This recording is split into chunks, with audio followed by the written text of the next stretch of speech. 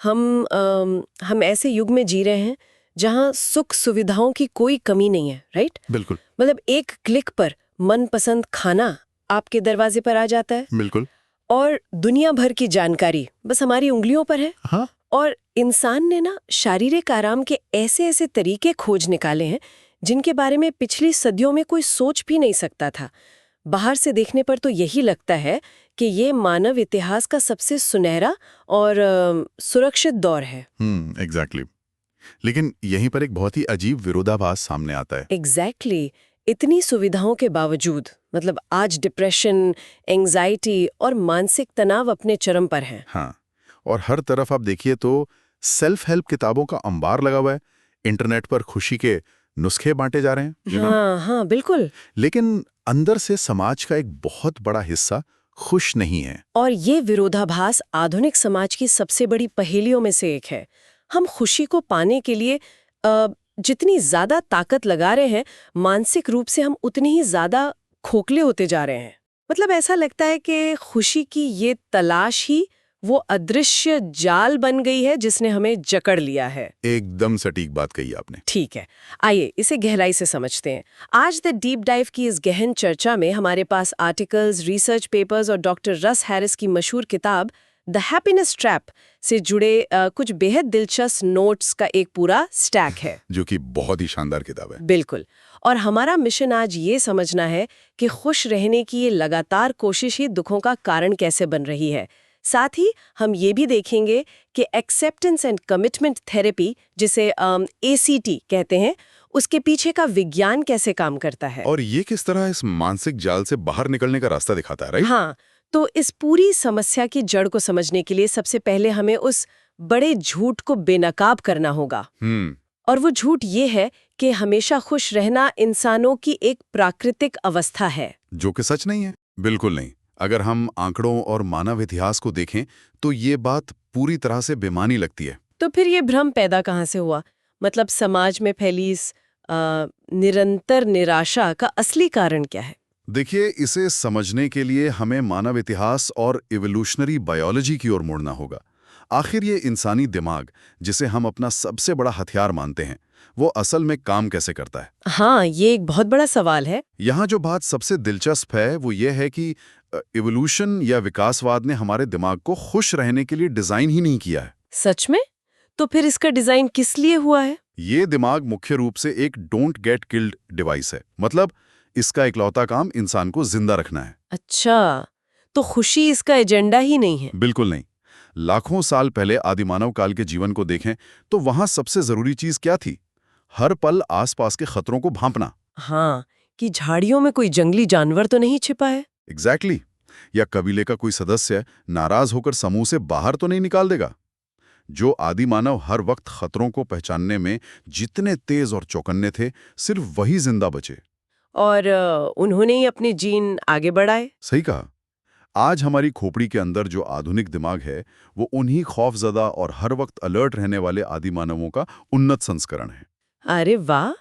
इसका सीधा सा मतलब ये हुआ कि हमारा दिमाग एक ओवर प्रोटेक्टिव बॉडीगार्ड की तरह काम कर रहा है। बहुत ही बढ़िया उपमा है ये। एक ऐसा बॉडीगार्ड जिसे आधुनिक दुनिया और प्राचीन जंगल का फर्क ही नहीं पता। हाँ, वो आज के समय की छोटी-छोटी समस्याओं, जैसे ऑफिस में बॉस का कोई सख्त ईमेल आना या ट्रैफिक जैम में फंस जाना, या सोशल मीडिया पर किसी का नेगेटिव कमेंट आ जाना। बिल्कुल, वो इन सबको भी एक खूंखार शेर के हमले की तरह देखता है और शरीर में तुरंत खतरे की घंटी बजा देता है। और वो बॉडीगार्ड इस बात की परवाह नहीं करता कि इंसान खुश है या नहीं, उसे सिर्फ सर्वाइवल से मतलब है। राइट। आज हमारे सामने साबरदांत वाले बाघ या जंगली भालू नहीं है, लेकिन दिमाग का वो अलार्म सिस्टम अभी भी 24 घंटे अलर्ट रहता है। मतलब वो नौकरी जाने या लोगों के सामने शर्मिंदा होने में भी जानलेवा खतरा देखता है। हाँ, इसी बायोलॉजिकल बनावट के कारण हम अपना ज्यादातर समय उन चीजों की चिंता करने में बिताते हैं जो शायद कभी घटित ही नहीं होंगी। और यहीं से खुशी को लेकर वो खतरनाक मिथक पैदा होते हैं जो समाज की रग रग में बस गए हैं। जैसे कि पहला मिथक, खुश रहना इंसानों की प्राकृतिक अवस्था है। और दूसरा, जो कि सबसे बड़ा मिथक है, कि अगर कोई इंसान खुश नहीं है तो उसमें कोई खराबी है या वो डिफेक्टिव है। एग्जैक्टली इसी सोच की वजह से लोग अपनी स्वाभाविक उदासी या चिंता के कारण खुद को ही कोसने लगते हैं। उन्हें लगता है कि बाकी सब खुश है, बस उन्हीं के अंदर कोई कमी है। जबकि क्लिनिकल डेटा बताता है कि हर 5 में से 1 व्यक्ति अपने जीवन काल में कभी न कभी गंभीर डिप्रेशन का सामना करता है। मतलब दुख, चिंता, निराशा ये कोई बीमारियां नहीं है। नहीं, ये बिल्कुल प्राकृतिक मानव अनुभव हैं। एक स्वस्थ दिमाग बस अपना काम कर रहा होता है, संभावित खतरों का आकलन कर रहा होता है। लेकिन समाज हमें ये सिखाता है कि एक बेहतर जीवन के लिए नकारात्मक भावनाओं को पूरी तरह खत्म करना जरूरी है। हाँ, और ये भी कि हम अपने विचारों और भावनाओं को पूरी तरह नियंत्रित कर सकते हैं। यहाँ बात सच में बहुत दिलचस्प हो जाती है, क्योंकि हमारा ओवर प्रोटेक्टिव बॉडीगार्ड दिमाग हर नकारात्मक भावना में खतरा देखता है, इसलिए हम अपनी भावनाओं को कंट्रोल करने की कोशिश शुरू कर देते हैं। बिल्कुल, हम सोचते हैं कि जैसे बाहरी दुनिया में नियंत्रण काम करता है। हाँ, जैसे सर्दी लगी तो जैकेट पहन ली, बारिश हुई तो छाता खोल लिया, कमरा गर्म है तो एसी चला लिया। वैसे ही अंदर की दुनिया यानी अपनी भावनाओं को भी कंट्रोल कर लेंगे।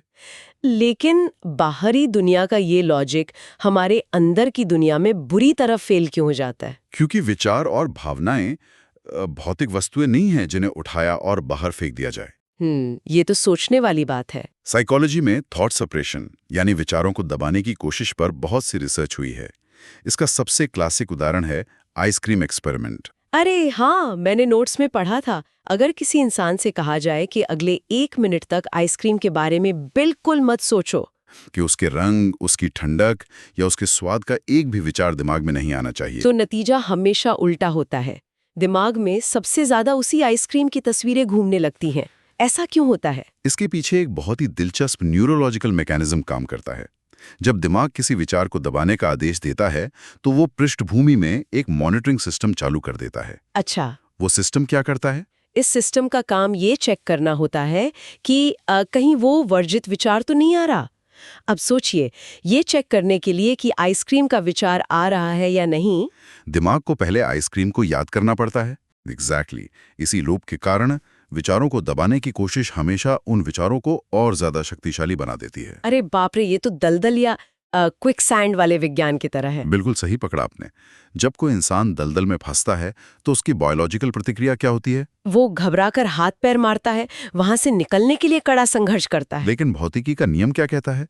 दलदल में जितना ज्यादा संघर्ष किया जाएगा, इंसान उतनी ही तेजी से और उतनी ही गहराई में धंसता चला जाएगा। राइट, वहां बचने का एकमात्र तरीका संघर्ष छोड़ना और खुद को दलदल की सतह पर फैलाकर शांत लेट जाना है। वाओ, भावनाओं के साथ भी ठीक यही फिजिक्स काम कर रही है। और इसी दलदल वाले संघर्ष को समझने के लिए क्लीन डिस्कम्फर्ट और डर्टी डिस्कम्फर्ट के बीच का अंतर जानना बहुत जरूरी है। बिल्कुल, क्लीन डिस्कम्फर्ट वो प्राकृतिक दर्द है जो जीवन का एक अहम हिस्सा है। जैसे किसी करीबी के दूर जाने का दुख या किसी बड़े फैसले से पहले की घबराहट। हाँ, ये दर्द स्वाभाविक है, लेकिन समस्या तब शुरू होती है जब दिमाग का स्ट्रगल स्विच ऑन हो जाता है।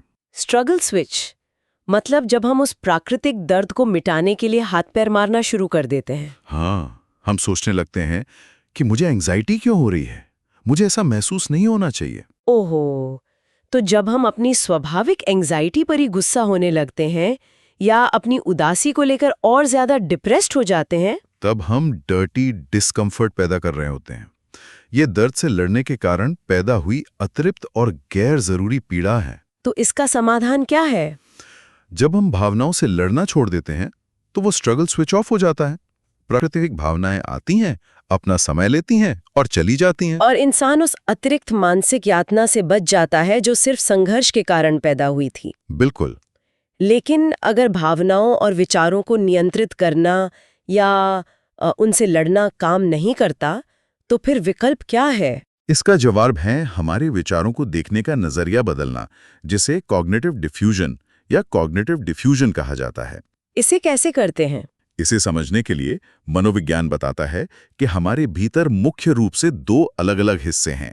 एक है थिंकिंग सेल्फ, यानी वो हिस्सा जो लगातार सोचता है, तर्क करता है और कहानियां बनाता है। और दूसरा है ऑब्जर्विंग सेल्फ, यानी देखने या साक्षी भाव वाला हिस्सा जो बस ध्यान देता है। तो जो थिंकिंग सेल्फ है वो तो एक रेडियो स्टेशन की तरह हो गया। एग्जैक्टली हम इसे रेडियो डूम एंड ग्लूम कह सकते हैं, जो 24 घंटे नकारात्मक खबरें और डरावनी कहानियां प्रसारित करता रहता है। जैसे अम, कोई तुम्हें पसंद नहीं करता, तुम भविष्य में फेल हो जाओगे, तुम में कोई काबिलियत नहीं है। हाँ, और एक आम इंसान उस रेडियो को हमेशा के लिए बंद करने की कोशिश में अपनी सारी ऊर्जा लगा देता है। जो कि बायोलॉजिकली संभव ही नहीं है। सही कहा। हमें उस रेडियो को बंद करने या उसे तोड़ने की जरूरत नहीं है। हमें बस उस प्रसारण की आवाज को बैकग्राउंड नॉइज में बदलना है। मतलब खुद को उन विचारों से डिफ्यूज यानी अलग करना है। बिल्कुल। इस डीप डाइव के सॉसेस में विचारों के इस जाल से बाहर निकलने के लिए कुछ बहुत ही अजीब लेकिन वैज्ञानिक रूप से प्रभावी तकनीकें दी गई हैं। हाँ, एसीटी की तकनीकें काफी दिलचस्प हैं। जैसे अगर दिमाग लगातार कह रहा है मैं एक असफल इंसान हूं, तो इस विचार से लड़ने के बजाय इसके आगे बस एक वाक्य जोड़ देना, मुझे ये विचार आ रहा है कि मैं एक असफल इंसान हूं। सुनने में ये बहुत साधारण लगता है। लगता है, लेकिन न्यूरोलॉजी के स्तर पर यह बहुत गहरा काम करता है। ये छोटा सा वाक्य तुरंत उस विचार और सोचने वाले के बीच एक मानसिक दूरी बना देता है। अच्छा, ये दिमाग को याद दिलाता है कि विचार केवल भाषा के कुछ शब्द हैं, वे कोई परम सत्य नहीं है। एकदम सही। एक और बहुत ही दिलचस्प और थोड़ी मजाकिया तकनीक है सिली वॉइस या किसी बेवकूफाना आवाज का इस्तेमाल करना। हाँ, ये मेरी पसंदीदा है। जैसे अपने उस डरावने या आत्मालोचना वाले विचार को किसी कार्टून चरित्र, मान लीजिए मिकी माउस की आवाज में सुनना। अब सोचिए, जब दिमाग में मिकी माउस की आवाज गूंजती है कि तुम्हारी जिंदगी बर्बाद हो गई है। हाँ, तो इंसान चाह कर भी उस विचार को गंभीरता से नहीं ले पाता। लेकिन इसके पीछे का विज्ञान क्या है? ये काम क्यों करता है? इसके पीछे का मैकेनिज्म ये है कि भाषा सिर्फ कुछ ध्वनियों का समूह है, लेकिन हमारा दिमाग एवोल्यूशन के कारण उन्हें असली खतरों के साथ जोड़ देता है। तो जब मैं बर्बाद हो गया जैसा विचार दिमाग में आता है, हाँ। तो शरीर का अलार्म सिस्टम यानी अमिगडाला तुरंत ट्रिगर हो जाता है। लेकिन जब उसी विचार को किसी कार्टून की आवाज में या हैप्पी बर्थडे की धुन पर गाया जाता है, तो दिमाग का वो न्यूरल पाथवे टूट जाता है जो उन शब्दों को डर से जोड़ता है। अरे वाह! मतलब ये तकनीक शब्दों का अर्थ नहीं बदलती, बल्कि शब्दों के प्रति शरीर की जो बायोलॉजिकल प्रतिक्रिया है, उसका पूरा कॉन्टेक्स्ट बदल देती है। एग्जैक्टली। आप विचार से लड़ नहीं रहे हैं, आप बस उसका प्रभाव खत्म कर रहे हैं। या आप दिमाग को उसके इन विचारों के लिए बस धन्यवाद भी कह सकते हैं। तो इस सब का मतलब क्या है? यहाँ मैं थोड़ा चुनौतीपूर्ण सवाल पूछना चाहूंगी। हाँ, बिल्कुल पूछिए। क्या एक इंसान को अपने दिमाग की सारी बातें नजरअंदाज कर देनी चाहिए? क्या तब भी जब दिमाग कोई बिल्कुल सच और कड़वी बात कह रहा हो? ये बहुत ही लाजमी सवाल है। एक उदाहरण लेते हैं। अगर कोई इंसान सच में कोई बहुत बड़ी गलती कर रहा है या उसकी कोई बहुत बुरी आदत है जो उसका नुकसान कर रही है और उसका दिमाग उसे इसके लिए टोक रहा है, तो क्या उस कड़वे सच को भी कार्टून की आवाज में गाकर डिफ्यूज कर देना चाहिए? ये एसीटी थेरेपी का सबसे महत्वपूर्ण पहलुओं में से एक है। अक्सर लोग सच और झूठ की बहस में उलझ जाते हैं। हाँ, कि विचार सच है या नहीं। लेकिन ये थेरेपी एक बेखुद अलग पैमाना इस्तेमाल करती है। सवाल ये नहीं है कि कोई विचार सच है या झूठ। सवाल ये है कि क्या वो विचार जीवन को बेहतर बनाने में मददगार है। मददगार मतलब क्या वो विचार इंसान को उन चीजों की तरफ ले जा रहा है जो उसके लिए मायने रखती हैं? एग्जैक्टली। मान लीजिए किसी इंसान का वजन बहुत ज्यादा है और उसका दिमाग कहता है तुम बहुत मोटे और भद्दे हो। तकनीकी रूप से वजन का ज्यादा होना एक सच हो सकता है। हाँ, लेकिन क्या ये विचार मददगार है? क्या ये विचार उस इंसान को सुबह उठकर व्यायाम करने के लिए प्रेरित कर रहा है? आमतौर पर तो ऐसे विचार इंसान को शर्मिंदगी, अपराध बोध और डिप्रेशन में धकेल देते हैं। बिल्कुल, और जिससे बचने के लिए वो व्यक्ति और ज्यादा अनहेल्दी खाना खाने लगता है। राइट। अगर कोई विचार चाहे वो कितना भी 100% सच क्यों ना हो, आगे बढ़ने में मदद नहीं कर रहा है, तो उसे डिफ्यूज कर देना ही सही रणनीति है। और इसके विपरीत अगर दिमाग कहता है हमें अपनी सेहत सुधारने के लिए जिम जाना चाहिए, तो ये चार मददगार है और इस पर काम किया जाना चाहिए। ये सत्य और उपयोगिता के बीच का बहुत ही शानदार और स्पष्ट अंतर है। अब तक हमने विचारों को अलग करना तो सीख लिया, लेकिन उन तीव्र शारीरिक भावनाओं और आवेगों का क्या करें? अब अर्जिस की बात करें। हाँ, शरीर में जब डर या एंग्जाइटी होती है तो ये सिर्फ एक विचार नहीं होता। हाथ कांपते हैं, पसीना आता है, पेट में ऐंठन होती है, धड़कनें तेज हो जाती हैं। बिल्कुल, वो एक पूरा फिजिकल एक्सपीरियंस होता है। वो शारीरिक प्रतिक्रियाएं इंसान को कोई गलत कदम उठाने या हार मान लेने पर मजबूर करती हैं। उनका सामना कैसे किया जाए? अगर हम इसे बड़ी तस्वीर से जोड़कर देखें तो हमें ये समझना होगा कि भावनाएं शरीर में होने वाले रासायनिक और भौतिक बदलावों से ज्यादा कुछ नहीं है। जैसे एड्रेनलिन का स्राव या कॉर्टिसोल का बढ़ना। हाँ, ये सब बायोलॉजिकल प्रक्रियाएं हैं। ये हमें किसी खास तरीके से कार्य करने के लिए बहुत तीव्रता से प्रेरित जरूर करती हैं, लेकिन ये हमारे व्यवहार या हमारे एक्शंस को पूरी तरह नियंत्रित नहीं कर सकती। बिल्कुल सही। इसे समझने के लिए नोट्स में अलास्का के भालू का एक बहुत ही बेहतरीन उदाहरण मौजूद है। हाँ, मान लीजिए कोई इंसान अलास्का के घने जंगलों में है और अचानक उसके सामने एक विशालकाय जंगली भालू आ जाता है। स्वाभाविक है कि उस इंसान को भयंकर डर लगेगा। उसके शरीर का हर एक रोम, हर एक मांसपेशी चीख चीख कर कहेगी कि पीछे मुड़ो और पूरी ताकत से भागो। वहाँ भावना पूरी तरह से हावी है और वो भागने का आदेश दे रही हैं। लेकिन सर्वाइवल साइंस क्या कहता है? भालू के सामने भागने का मतलब है उसके शिकार करने के इंस्टिंक्ट को ट्रिगर करना। भालू इंसान से ज्यादा तेज दौड़ सकता है। तो भयंकर डर और भागने की तीव्र शारीरिक इच्छा होने के बावजूद बचने का सही तरीका क्या है? बिना कोई अचानक मूवमेंट किए बहुत धीरे धीरे पीछे हटना। यानी डर पूरी तरह मौजूद है, पसीना आ रहा है, दिन जोरों से धड़क रहा है, लेकिन इंसान का एक्शन अभी भी उसके अपने नियंत्रण में है। ऑब्जर्व करना, सांस लेना और अलाउ करना। तो सबसे पहले उस शारीरिक सनसनी को एक जिज्ञासु वैज्ञानिक की तरह ध्यान से देखना होता है। बिल्कुल। कि वो शरीर के किस हिस्से में है, क्या वो भारी है या हल्की, उसका आकार क्या है। और फिर उस भावना के इर्द गिर्द गहरी सांस ली जाती है, जैसे कि सांस के जरिए शरीर में उसके रहने के लिए एक खाली जगह बनाई जा रही हो। और अंत में उसे वहां रहने की अनुमति दी जाती है। उसे बदलने या भगाने की कोई कोशिश नहीं होती, बस उसे महसूस किया जाता है। सही कहा। और जब इंसान अपनी जिंदगी में कोई नया और अर्थपूर्ण काम शुरू करता है तो कई तरह की नकारात्मक भावनाएं उसे डराने आ जाती हैं। इस प्रक्रिया को सोर्स में नाव पर सवार राक्षसों की एक बहुत ही सुंदर कहानी से समझाया गया है। भयानक राक्षस छिपे जो उसके पुराने डरों, चिंताओं और असफलताओं का प्रतीक है। जब तक वो नाव समुद्र में बिना किसी दिशा के भटकती रहती है, वे राक्षस शांत रहते हैं। लेकिन जैसे ही वो इंसान नाव को एक निश्चित किनारे की ओर यानी अपने जीवन के लक्ष्यों की ओर ले जाना शुरू करता है, वे राक्षस बाहर डेक पर आ जाते हैं और डराने लगते हैं कि अगर तुमने नाव इस दिशा में मोड़ी तो हम तुम्हें खा जाएंगे। लेकिन कहानी का सबसे अहम हिस्सा ये है कि वे राक्षस असल में सिर्फ डरा सकते हैं। बिल्कुल, वे इंसान को कोई शारीरिक नुकसान नहीं पहुंचा सकते जब तक कि इंसान खुद डरकर नाव का स्टीयरिंग व्हील न छोड़ दे। ये तो बिल्कुल रोड ट्रिप के परेशान करने वाले यात्रियों की तरह है। वो कैसे? मान लीजिए एक लंबी रोड ट्रिप चल रही है और कार की पिछली सीट पर कुछ ऐसे यात्री बैठे हैं जो लगातार चिल्ला रहे हैं, रास्ता खराब है, आगे खाई है, कार रोक दो, हम भटक जाएंगे, वापस चलो। अरे हाँ, ये उपमा भी बहुत सटीक है। उन यात्रियों से लड़ने के लिए या उन्हें कार से बाहर फेंकने के लिए कार रोकने की कोई जरूरत नहीं है। उन्हें पीछे बैठे रहने दिया जा सकता है, उनकी बकवास को चलने दिया जा सकता है और गाड़ी का स्टीयरिंग व्हील अपने हाथ में रखते हुए कार को अपने लक्ष्य यानी अपने वैल्यूज या मूल्यों की तरफ लगातार चलाया जा सकता है। और कई बार ये पिछली सीट वाले यात्री इंसान को किसी खास दिशा में मुड़ने का बहुत तीव्र आवेग या अर्ज देते हैं। जैसे तनाव होने पर बहुत सारा जंक फूड खाने का आवेग या गुस्सा आने पर चिल्लाने का आवेग या चिंता होने पर कोई जरूरी काम टाल देने का आवेग। यहीं पर अर्ज सर्फिंग की तकनीक काम आती है। तीव्र इच्छाओं या आवेगों को समुद्र की लहरों की तरह देखना, ये कैसे काम करता है? देखिए, मनोविज्ञान बताता है कि कोई भी आवेग या इच्छा हमेशा एक जैसी नहीं रहती। वो समुद्र की एक लहर की तरह होती है। वो उठती है, धीरे धीरे बड़ी होती है, अपने चरम पर पहुंचती है और फिर अगर उस पर कोई एक्शन ना लिया जाए तो वो खुद ब खुद शांत होकर टूट जाती है। मतलब किसी भी इंसान को उस लहर से लड़ने या उसे रोकने की जरूरत नहीं है। नहीं, क्योंकि बायोलॉजिकली उसे रोका नहीं जा सकता। इंसान को बस एक सर्फर की तरह उस लहर पर संतुलन बनाए रखना सीखना होता है। इसके लिए ऑब्जर्व तकनीक का इस्तेमाल किया जाता है, राइट?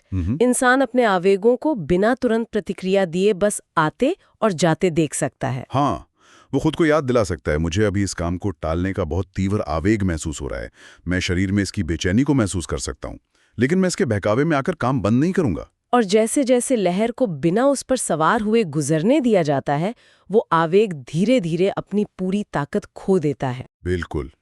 और समय के साथ ये अभ्यास इंसान को इतना लचीला बना देता है कि वो किसी भी भावना के आने पे अपना आपा नहीं खोता, बल्कि अपने असली मूल्यों और लक्ष्यों पर ध्यान केंद्रित रख पाता है। ये पूरा विश्लेषण सच में इंसान के सोचने के तरीके को पूरी तरह पलट देता है। वाकई। हमने आज की इस चर्चा की शुरुआत एक बड़े विरोधाभास से की थी कि आज के सुख सुविधाओं वाले युग में भी समाज इतना तनावग्रस्त क्यों है। अब ये पूरी तरह स्पष्ट हो चुका है कि हमारा ओवर प्रोटेक्टिव बॉडीगार्ड दिमाग हमें प्राचीन खतरों से बचाने के चक्कर में हमें ही हमारे अंदर कैद कर रहा है। और खुश रहने की जबरदस्ती की कोशिश ही वो दलदल है जो हमें और नीचे खींच रही है। इस पूरी चर्चा का सबसे बड़ा और अंतिम सार यही है कि हमारा उद्देश्य नकारात्मक विचारों या दर्दनाक भावनाओं को हमेशा के लिए खत्म करना कभी था ही नहीं। न्यूरोलॉजी के हिसाब से वो मुमकिन ही नहीं है। असली उद्देश्य ये है कि हम उन विचारों और भावनाओं से व्यर्थ का युद्ध लड़ना बंद कर दें, दिमाग के उस स्ट्रगल स्विच को हमेशा के लिए ऑफ कर दें और मानव अनुभव को उसकी पूरी वास्तविकता के साथ स्वीकार करें, ताकि जो असीम ऊर्जा डर्टी डिस्कम्फर्ट पैदा करने और अपने ही विचारों से लड़ने में बर्बाद हो रही है, उसे बचाया जा सके और उसका उपयोग एक अर्थपूर्ण, गहरा और मूल्यवान जीवन बनाने में किया जा सके। ये नजरिया उस भारी दबाव से मुक्ति दिलाता है जो दिन रात ये कहता है कि खुश रहने के लिए हमेशा सिर्फ सकारात्मक सोचना जरूरी है। इससे एक अहम सवाल उठता है, आज हम जिस डिजिटल दुनिया में जी रहे हैं, जरा उसके बारे में सोचिए। सोशल मीडिया के एल्गोरिथम्स और आर्टिफिशियल इंटेलिजेंस के मॉडल्स आज इसी इवोल्यूशनरी स्ट्रगल स्विच को ट्रिगर करने के लिए डिजाइन किए गए हैं। अरे बाप रे, ये तो बहुत डरावना है। वे जानते हैं कि हमारा दिमाग खतरे और नकारात्मकता पर सबसे ज्यादा ध्यान देता है, इसलिए वो लगातार ऐसी ही जानकारी परोसते हैं। राइट। और ठग रहा है। तो इस डिजिटल युग में अगला इवोल्यूशनरी कदम क्या होगा? ये तो बहुत गहरा सवाल है। शायद भविष्य में इंसान की सबसे बड़ी ताकत अपनी भावनाओं को नियंत्रित करना नहीं, बल्कि उन तकनीकों और एल्गोरिदम से खुद को डिफ्यूज करना होगा जो हमारे इस प्राचीन दिमाग का फायदा उठाती हैं। सोचने के लिए ये एक बहुत ही दिलचस्प और जरूरी विषय है।